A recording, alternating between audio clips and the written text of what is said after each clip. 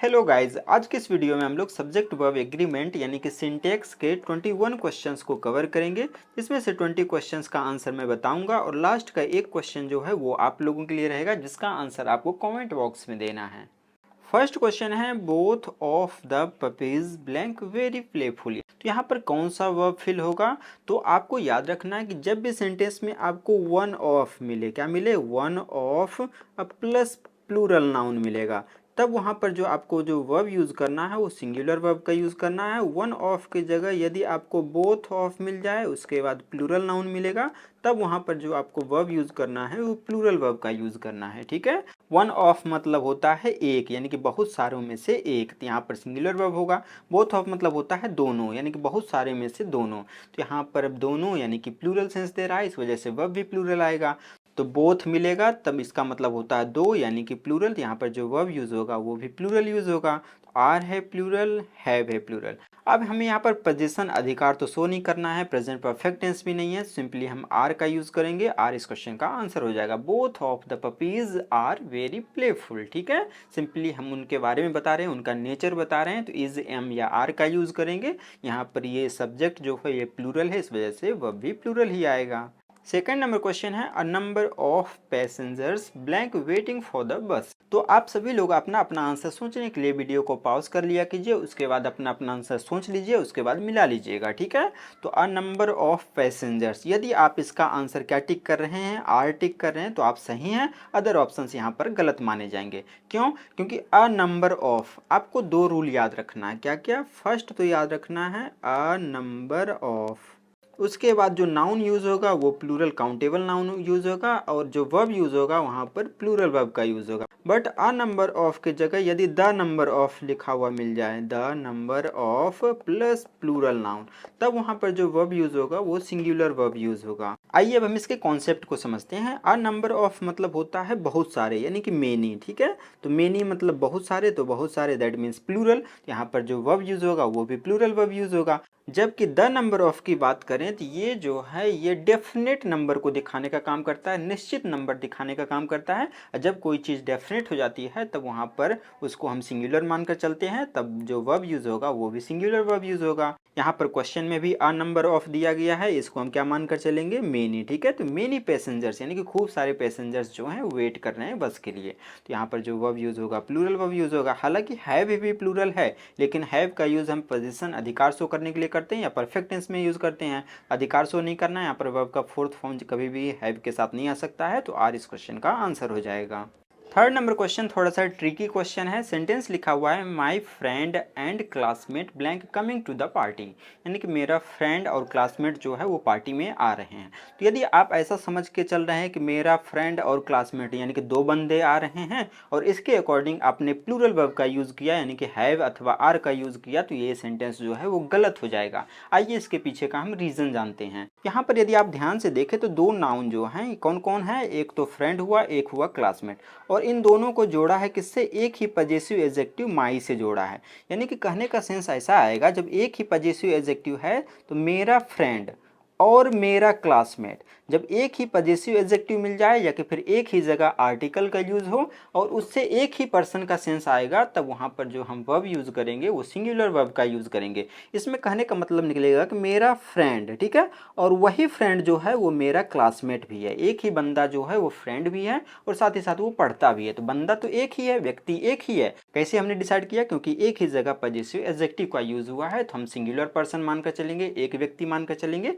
इस वजह से जो वर्ब यूज़ होगा वो सिंगुलर वर्ब यूज़ होगा। तो यहाँ पर इज है सिंगुलर और हैज है सिंगुलर, बी और डी हो गया कैंसिल। ठीक है, अब ये पर्सन जो है वो आ रहा है, आईएनजी फॉर्म यूज़ हुआ है, तो इज के साथ आईएनजी आएगा, हैज के साथ तो आएगा नहीं, यानी कि ए नंबर इस क्वेश्चन का आंसर हो जाएगा। अब एक और चीज़ इसमें आपको कन्फ्यूज कर सकता है। मान लीजिए कि ये सेंटेंस ऐसा रहता है कि my brother and sister blank coming,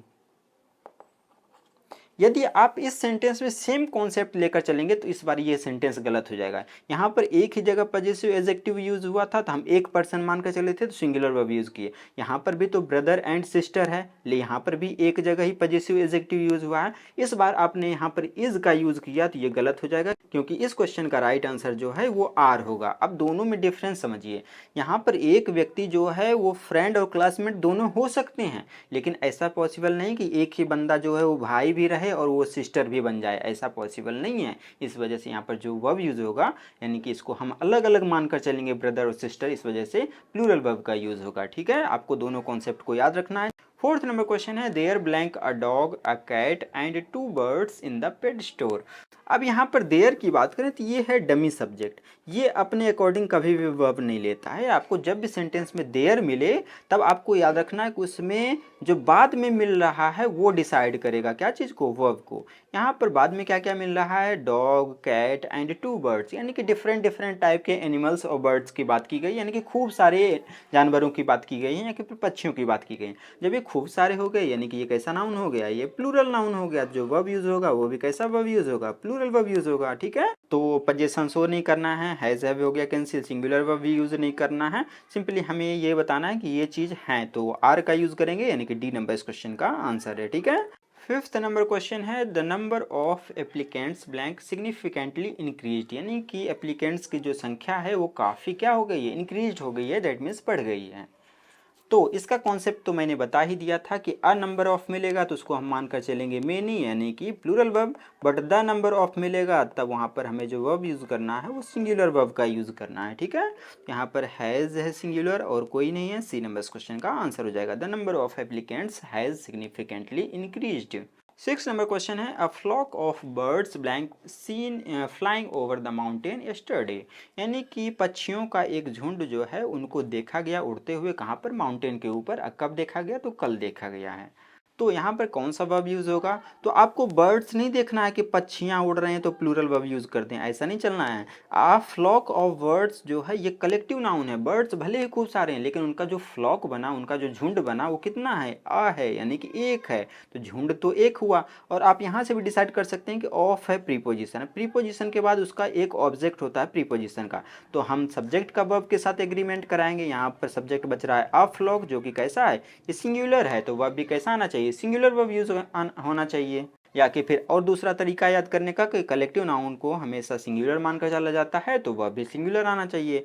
तो हैज़ है सिंगुलर, वॉज है सिंगुलर और कोई नहीं है, ये दोनों हो गए कैंसिल। ठीक है, यहाँ पर सीन की बात करें तो ये कैसा फॉर्म है, ये है वर्ब का थर्ड फॉर्म। ठीक है, और यदि आपने जूनियर क्लासेस वाला दिमाग लगाया कि यदि हैज़ है मिलता है तो हम वर्ब का थर्ड फॉर्म यूज़ करते हैं, ये वाला दिमाग लगाएंगे तो ये सेंटेंस गलत हो जाएगा, क्योंकि यहाँ पर जो इसका राइट आंसर होगा ये वॉज होगा। ठीक है, हैज़ नहीं होगा।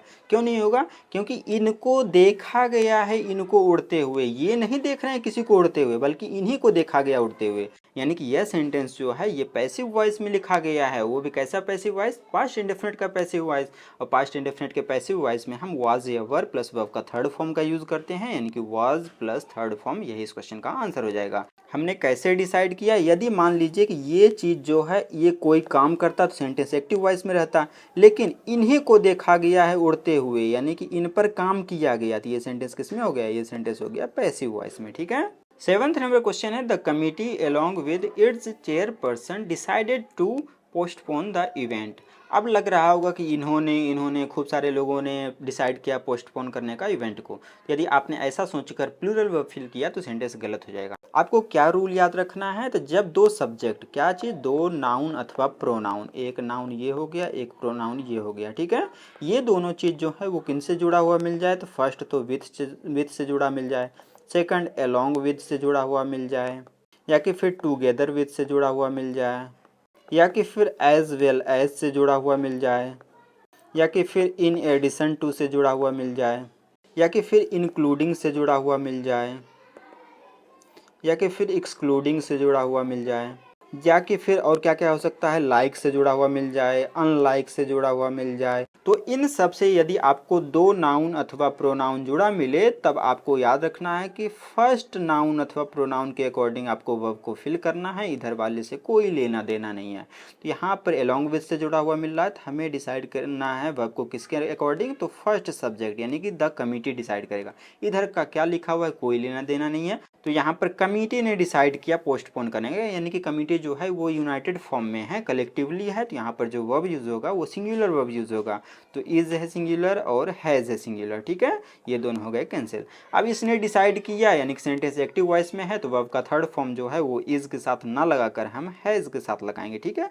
8th नंबर क्वेश्चन है राइस एंड करी ब्लैंक माई फेवरेट लंच, यानी कि कड़ी और चावल जो है वो मेरा फेवरेट लंच है। तो आपको लग रहा होगा कि दो चीज़ लिखा हुआ है एंड से जुड़ा हुआ है, तो हम यहाँ पर प्लूरल वर्ब का इस्तेमाल करते हैं। यदि आप ऐसा सोच रहे हैं तो सेंटेंस गलत है, ये रॉन्ग है। तो आपको याद रखना कि जब दो चीज़ें एंड से तो जुड़ी हुई हों लेकिन एक ही यूनिट का निर्माण कर रहे हो, जब कड़ी चावल हम खाएंगे तो ऐसी बात तो नहीं कि पहले चावल चावल खा लेंगे उसके बाद हम करी पी लेंगे, ऐसा सेंस नहीं देना हमें। हम जब भी खाएंगे तो उसको मिक्स करके खाएंगे, यानी कि उसको एक यूनिट बना देंगे, ठीक है। तो जब इस तरह से कोई भी फूड रहे और उसको कंबाइन करके हम यूज़ करते हैं, जैसे कि ब्रेड एंड बटर हो गया, तो वहाँ पर भी वो सिंगल यूनिट की तरह काम करेगा। ठीक वैसा ही राइस और करी भी जो है यहाँ पर सिंगल यूनिट की तरह काम कर रहा है, और ये चीज़ जो है वो मेरा फेवरेट डिश है, ठीक है। तो यहाँ पर जो वर्ब यूज़ होगा वो सिंगुलर वर्ब यूज़ होगा, तो इज़ है और हैज़ है, ये दोनों हो गए कैंसिल, ठीक है। अब ये चीज़ मेरा फेवरेट लंच है, तो हम सिंपली है के सेंस में हम इज़ का यूज़ करेंगे ना कि हैज़ का, क्योंकि पोजीशन अधिकार तो शो नहीं करना है। ए नंबर इस क्वेश्चन का आंसर है। 9th नंबर क्वेश्चन भी बढ़िया क्वेश्चन है। Each of the participants blank given a certificate, यानी कि पार्टिसिपेंट्स में से ईच ऑफ हर एक पर्सन को क्या दिया गया, एक सर्टिफिकेट दिया गया।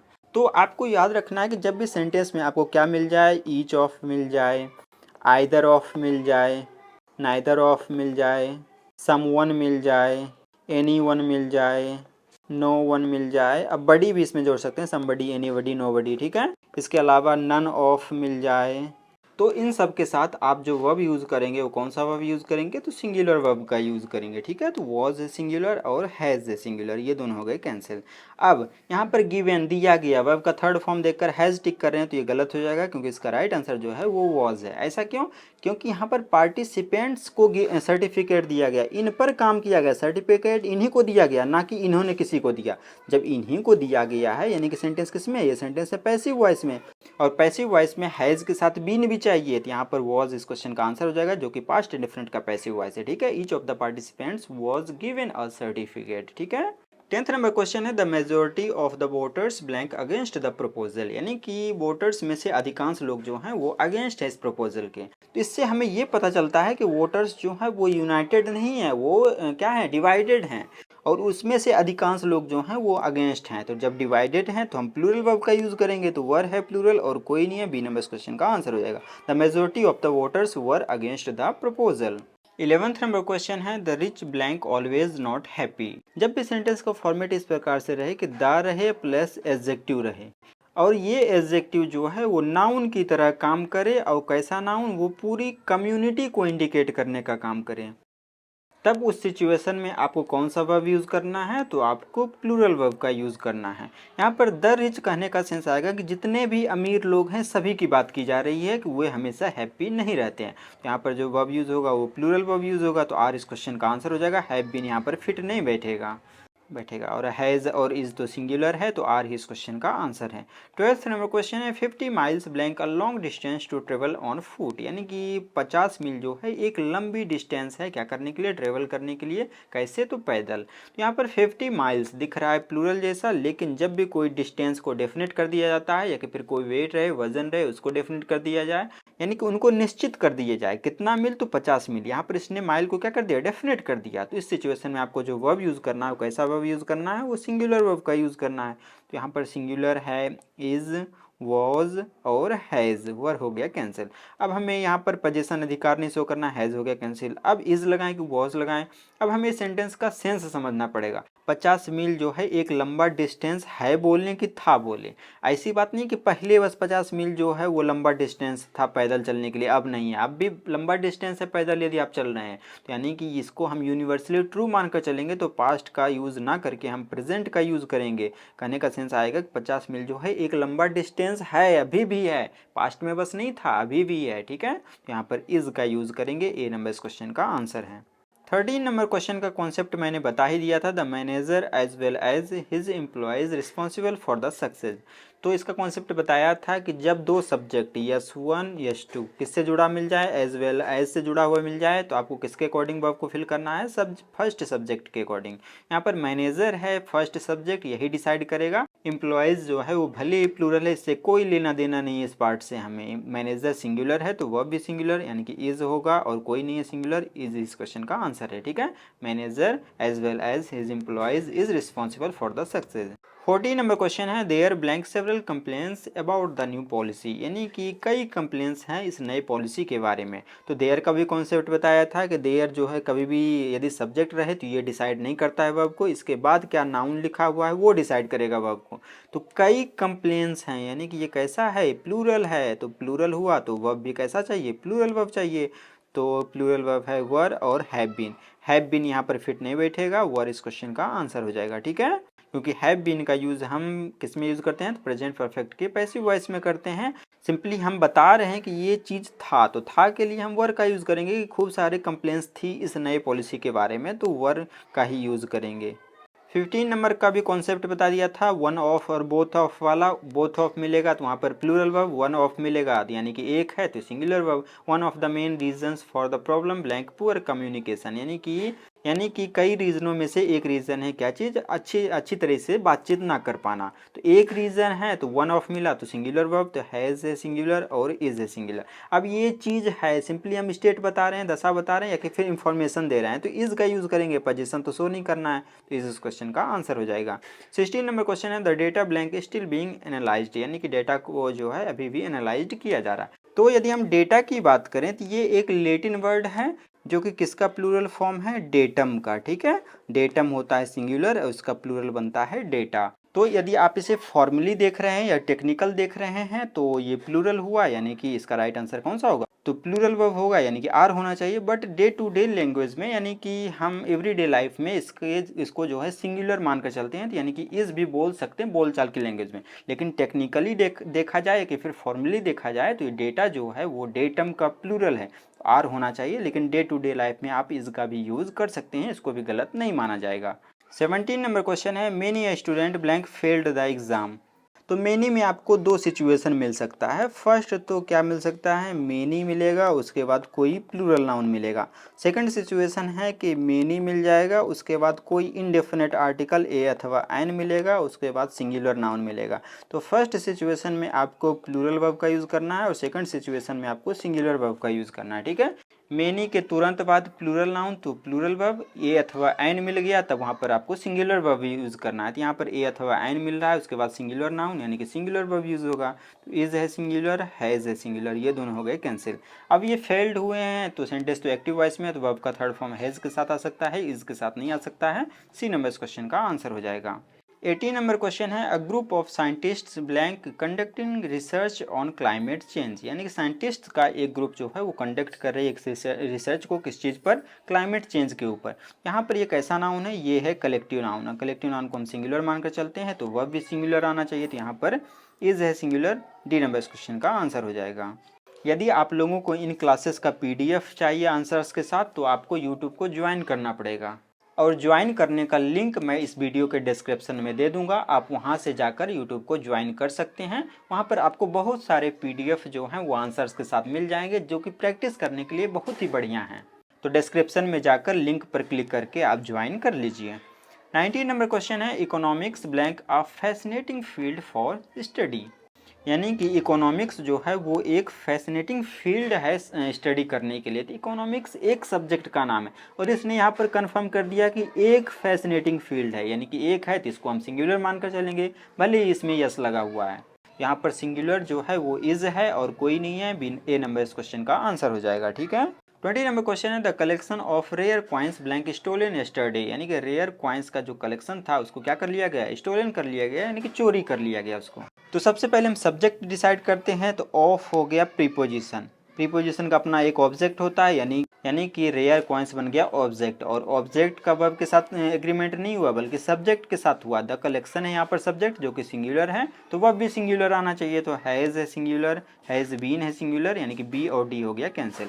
अब इस चीज को चोरी किया गया, तो हैज़ का यूज नहीं करेंगे हम, हैज़ बीन का यूज करेंगे, क्योंकि सेंटेंस पैसिव वॉइस में है। इस चीज का चोरी हुआ, इसने किसी को नहीं चुराया बल्कि यही खुद चोरी हो गया क्वाइंस, यानी कि सेंटेंस पैसिव वॉइस का है क्योंकि ये ऑब्जेक्ट है जो कि आगे लिखा गया है। तो हैज़ के साथ हमें बीन भी लगाना पड़ेगा, तो सी नंबर इस क्वेश्चन का आंसर है। ठीक है। तो 21 नंबर क्वेश्चन आप लोगों के लिए है, इसका आंसर आपको कमेंट बॉक्स में देना है। यदि वीडियो थोड़ा सा भी इन्फॉर्मेटिव लगा हो तो चैनल को सब्सक्राइब कर दीजिएगा, वीडियो को लाइक कर दीजिएगा और अपने फ्रेंड सर्कल में इस वीडियो को शेयर कर दीजिएगा। लास्ट के क्वेश्चन का आंसर आप लोग कमेंट बॉक्स में दीजिए। तब तक के लिए थैंक यू, मिलते हैं अगले वीडियो में।